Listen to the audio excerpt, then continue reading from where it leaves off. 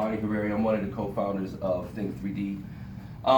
And like you said, we just finished doing CultureCon yesterday, which was our culture conference. And I just want to point out that all of the hosts from 1 Million Cups were there. We actually put it on, and I'm here this morning. So I don't know how I feel about that. But anyway, so Think 3D is we do culture consulting. So we're a leadership development group that specializes in organizational culture. Our background was mostly in finance and sales and things of that nature. We worked for various Fortune 500 companies over our time. And during that time, what we saw was from both sides of the coin, kind of the effect of not having an optimal culture. So we saw from the employee perspective what kind of happens after a certain period of time. Because when you have the pleasure of working for a business or organization for a decade or something along those lines, you also have the opportunity of creating relationships. And you start to see people get married. But unfortunately, when you get there long enough, you start to see people get divorced, and you start to see the strains on relationships. You start to see what happens to people emotionally and mentally when they don't necessarily have a culture that is based on their health and their growth and their development, right? And so we saw that. But then we also saw the flip side of it, what happens from the leadership perspective. Because as we got in higher levels of leadership, we saw the immense amount of expense. We saw what happens when you lose tons of hours from FMLA because you won't change for arrested lights. And we saw what would happen when people didn't have someone to talk to or didn't feel valued or didn't feel connected to anything. We saw what the numbers that went to attrition. And so we said that there was something that needed to be done. And what we also realized from our business is that oftentimes people are more likely to listen to a consultant than people who are in their employ. And so that's when we decided to leave our jobs and that comfortability and then and strike it out and do entrepreneurship. But we knew it was important. We knew it was valuable. Then we had the second piece of it, which was convincing people of the value, because culture is difficult to invest in. Because it touches everything, it can be ambiguous and it can be obscure and it can be this big kind of grand general idea. But culture actually does touch each and everything that you do, and that's why we put a special focus on leadership in particular. 70% of businesses do not feel that they have the type of leadership within their organization to take it to the next level. They don't have a succession plan because they don't feel like they have the leadership in place. The other thing that was a huge piece of us being able to take that leap is millennials. That's one of the big conversations. That's probably the one that we get the most. And what that did was that put a lot of pressure on people who weren't understanding how to communicate with this emerging workforce. That combined with the very low unemployment rate put it in a position where a lot of businesses had to consider the effects of culture and why that was valuable that didn't have to do it before, because that's a true competitive advantage. And one of the things that we say is that you can't catch up on culture. Again, if you pay your people more and somebody has the resources, they can pay their people more. If you have better equipment, somebody can go out and get that equipment. But you can't go out and just get a culture. That's something that has to be cultivated, has to be developed, has to be invested in, and it takes time. And so if a business is doing that, they will have the competitive advantage. That's the other thing that we wanted to do. We wanted to be the competitive advantages for businesses. We wanted people to be able to see that when they were looking at two businesses, side by side, all things being considered, with the exception of the fact that this business is a Think 3D trained business, meaning that they have a special focus on culture, that would be the difference. That would be something that would attract people to a position, because we truly believe that is what inspires people, and that's what makes people want to work for a business.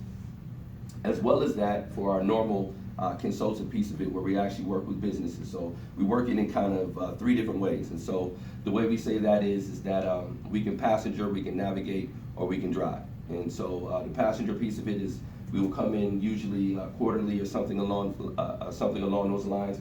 We'll give various information, we'll assist, people can call us, we'll connect, but they're pretty much running the show. We're just kind of coaching them and guiding them. When we navigate, we can put together plans, strategic plans on how they can go about various things. We facilitate some parts of it, but they still are in general control. And then we say we can drive it. In those cases, we would come in and we actually would do the hands-on training.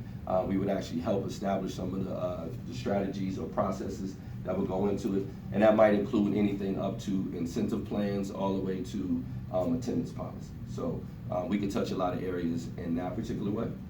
And then also we have Think 3D University, which will be going online by the end of the year, and that will give people access to Think 3D U, which will allow them to get our training virtually so that they can follow the training. It gives the businesses an opportunity to be able to see who's engaging with the content, to assist them, to see where people are struggling, have opportunities, and help them throughout that process. So we're really excited for that, and we think that's going to have a big effect. Last but not least, what we try to do is create a brand of events for people that are a little bit different, CultureCon being one of them. CultureCon was one of our brainchilds, and the focus of that was to bring people together around culture, to have it a little bit more curated with higher level speakers. One of the things that we wanted to do was raise the level of our thought leaders. So we wanted to create a stage for our thought leaders within the community to be able to talk about culture and how it connects with their industry or things that they think are important. We think we just have a huge amount of talent within the community, and we don't necessarily always need to reach outside of the community for people to be able to speak on so many subjects. So we wanted to create a stage for that and bring people together who are focused on culture. So those are the main things that we are in right now. When we deal with businesses, one of the things that we typically do is we will come into a business. One of the first things that happens is that we survey, we communicate, we observe. We try to learn the business as best we can so that we understand the common language, the lingo, the things that they do well. We customize everything that we do. It's nothing that's in a box. We customize it for our businesses, because one of the things that we were the most frustrated with is that when we saw businesses or using consultants, people would go in and they would say, if you do this, your business will work better. And they sold the same thing to manufacturers as they did to banks, as they did to fast food or restaurants. And it doesn't work like that. All of those things have very unique challenges. They have very unique situations. And even within each business individually, they have very unique makeups in terms of personalities and how those people get along. And so we try to customize that based on what the current circumstances are for a business. So it's shorter work because it fits them specifically. So those are some of the key things that we do at Think 3D. Thanks, Bobby.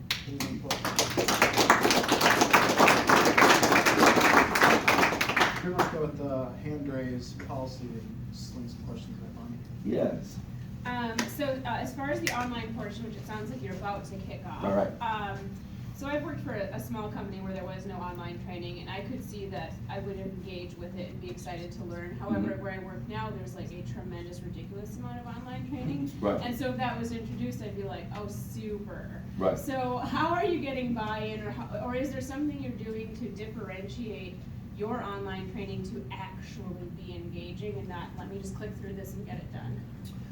For sure, as much as you can make online training interesting, right? And that is really just that is really just the difficulty with it, right? When you're not there with someone and that person can't engage you directly, it's just less interesting. So part of that we can't fix, but the particular platform that we use gives us an opportunity to do some things technically that on a lot of platforms you weren't able to do previously, in terms of a kind of choose your own adventure element.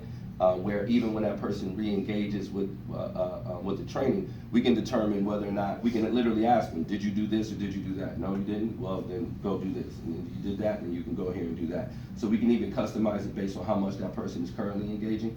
The other piece of it is, what's really nice is that our particular platform will allow us to do white label with companies. And so versus us going on a company's platform, sometimes their stuff can go on ours. And so it can be within a situation where it's a different type of platform, works a little bit better, but that business can still input their content, so they can still have it all in one suite. The other thing too is it gives a lot of different information that allows direct supervisors to participate more, and so they can see when a person is struggling or not engaging, or if that person hasn't done it, so that way you can intervene a little bit quicker. And then there's us. I mean, quite honestly, I just think we're more interesting than most people who are here. If I can be honest. Yeah. So just kind of piggyback on this, so who is your target audience for your online training? Is it the CEO, because that seems like where it's got to start, or is it to your entry level? Well, to be perfectly honest, I mean, it is attractive to CEOs because they have to engage, because they can engage with it less. That's really the reality of it, right? And so ultimately, when we deal with businesses, usually the greatest ROI happens with middle management. those are the people who have the greatest span of control. And so even though theoretically you want to start with the top because you need that buy-in, and we do work with those folks, but in terms of the people that we need to actually engage with the materials, is generally middle management. When you have people who have a span of control of 1 to 12, 1 to 13, 1 to 15, then you have a situation where if that person is not being developed, and generally just by the nature of middle management, that person is getting squeezed from both sides. So no one normally has more pressure than leadership that is in the middle. And so if we can affect those people, that's usually how we affect the front line greatest, and then we kind of work back up top. But we're always working on the top folks. But the biggest thing is enterprise, which is businesses and organizations, but there will be a membership for, or at least a track for individuals. So even an individual that is an entrepreneur or a small business owner or whatever that just wants to get better at themselves, they will have the opportunity to do that as well. Let's go again. So now that you've done some speaking, with the companies that everyone always gets excited the first 30 days, maybe Sure. even 60 days, they're, yes, we got this. Sure. Do you follow up with those companies, and have you seen success? Yes. Or is there further meetings to take place after that? What do you think But buy-in is huge, right? And people really wanting to do it. So one of the things that we did, and we self-funded, would have been great to use somebody else's money, but one of the biggest problems with that is that we needed to be able to make moral decisions, right? And you can't do that with other people's money. So for us, there's certain situations where we had to be able to go in and we had to be able to walk away from money. And as a small business, an upstart business in a growth pattern, you want all the money you can get, right? But sometimes we got to walk out and say, you don't really want to do this. You're not really engaged. You don't really want to do this. And a lot of times owners want us to come in and they say, fix them, and then we'll be fine. Well, it's not a them thing. And a lot of times we had to go in and we had to sit down with leaders and say, you're one of the biggest problems. And so we got it. So how are you willing to grow? And so some people don't necessarily want that experience. And so everybody's in the boat. That is our primary thing. If everybody's not going to be a boat, if everybody's not going to be engaged, if everybody's not going to participate, it's likely not going to work. One of our clients, and one of our favorite clients is Rapid City School Districts for their nutrition department. And when we came in, these ladies, just wonderful ladies, but one of the things that they needed is to get some buy-in. They're doing some really cool things there, what they call rapid foods, and so they're trying to give more choice to kids, change the area, the ambiance, and all of that to let them understand vegetables and healthier options and more grab-and-go type stuff to give them basically more control of what they put in their bodies and educate them a little bit more. They also developed food trucks to be able to go to some of their kids that have travel impediments during their summer feeding programs and all those type of things. They're doing these amazing things. But that type of change is very difficult for people who haven't had that type of change for a long time. And so part of the thing that we did in there was work with them. And we've been working with them for a year and a half now. And the change is just so immense. And it's amazing. We helped them develop their belief statement, which is ensuring successful tomorrows through extraordinary moments today. And what it was helping them understand what they do for these young people, and that those extraordinary moments of being kind and showing grace to these young people can be something that ensures their success and helps them go back to class and be excited. And so watching that growth is one of the things that we're most proud of. And that's what fills us, right, is really making change and helping people get to where they want to get. Let's go here and then we'll go here, and then I'll get back there. I'm kind of an organizational behavior junkie. Yeah. So when you go in and assess a business, how do you get the individuals you're assessing to be honest versus idealist with how they interact and how they assess the culture? Well, that is the beauty of having third party, right? That's part of the value. I mean, honestly, just for no other reason than just having it be somebody outside of the organization, people are more likely to be honest, right? Because the survey would normally come from us. And so they're more likely to be honest because they don't, they're suspicious of it. And quite honestly, they have a right to be. Because even in anonymous surveys, when a person gets them back, particularly if you have a smaller business, somebody's already like, I know this was John. I know it. I know it. Right? And so people automatically sometimes develop those type of things. And the goal for us is to, and that's one of the greatest signs of success. Our goal is to get from anonymous surveys. Because even if you get good content from a survey, the fact that it had to be anonymous still speaks highly to the state of your culture. Is that people don't feel safe telling you things that you might not want to hear. And that is the death knell of innovation. That is the death knell of true and honest communication. And that is the death knell of culture. And so eventually we want to get away from the anonymous service anyway, but coming from a third party helps us be able to do that and get honest feedback. And then we're able to kind of break that out, and then we meet with those leaders and we're able to help them metabolize it. So it becomes less about this person or that person and about general themes and how we address it. Do you work solely with businesses on establishing, cultivating, and renewing culture within the organizational structure of the business, or do you also work with businesses on culture on the customer experience side of things? One and the same, you know. It just bleeds into. Yeah, one and the same. So sometimes we will specifically deal with customer issues. So your customer service process, all of those type of things. So sometimes we will specifically help facilitate that. But it's a holistic view, right? And it's just a matter of internal or external customers. They're all customers. Because at the end of the day, we believe in the concept of the business of you. You are all your own businesses. When you go home, you have expenses, you have shareholders, you have accounts receivable, you have a budget, you have all the things that a business has. And a business is not doing you a favor by hiring you, it's an exchange. So when you go into a business, they're giving you monetary benefit, you're giving them time, energy, and talents. It's an exchange of things. And so when we talk about customers, everybody's a customer. If you're not working every single day, similar to a relationship, if you're not justifying a person's participation in a relationship each and every day, that person should probably evaluate whether or not they want to be a part of that.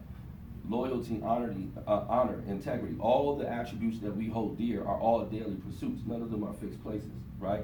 And so you have to be earning that every day. And that's the same is true of your customers and the same is true of people that are in your employ. And so when we deal with customers, for instance, Just Capital does a list of just companies, 100% of the top brands as determined by consumers that they feel are just companies. And the highest thing that they use, the metric that they use, is how they compensate their people.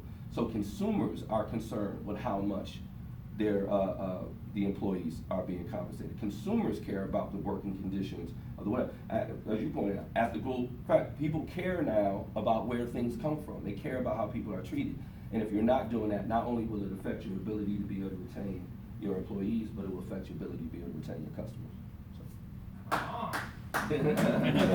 Thank you, man. Whether you're in the stages of discussing with the company whether you're gonna come in and work with them, or you've gotten in the door, do you find any trends in terms of pushback? Is it management that is less likely, or that's more likely to present adoption issues, or is it people further down that are more of the workforce? The pushback comes from everybody in some way, shape, or form, right? For different reasons. That's just the nature of it. You know, it's going to the gym for the first time if you haven't been for 5 years, right? It's gonna hurt, it's gonna be painful. You know it's good for you, you know it's better for you, you know it's gonna help you, you know it's gonna make you feel better, you know it's what you should do. Right? You still, you know what I mean? Like, you still don't necessarily wanna go. Right? You know what I mean? You still don't necessarily wanna do those things. So it's gonna be different for everybody for every reason. So people at Frontline are normally just suspicious, right? Because there has been some half-hearted versions beforehand of how we're going to address this issue, address that issue that didn't come through. Usually a lack of consistency. Same reason why all relationships don't work.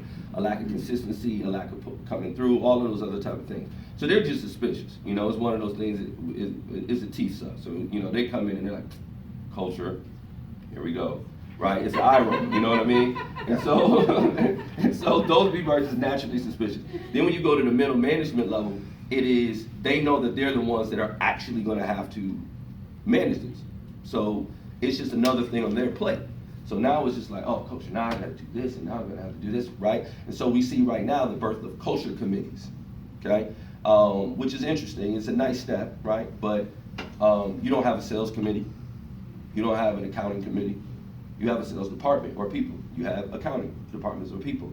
We know what companies take serious, and then we know what's a nice to have. So for them, they're not going to focus on the nice to have when they're being evaluated on the stuff that quote unquote is important, right? You miss a culture committee meeting, nobody's coming after you. You miss a sales meeting, you're gonna be in somebody's office, and they know that. And then when you talk about leadership, then it's a matter of cost,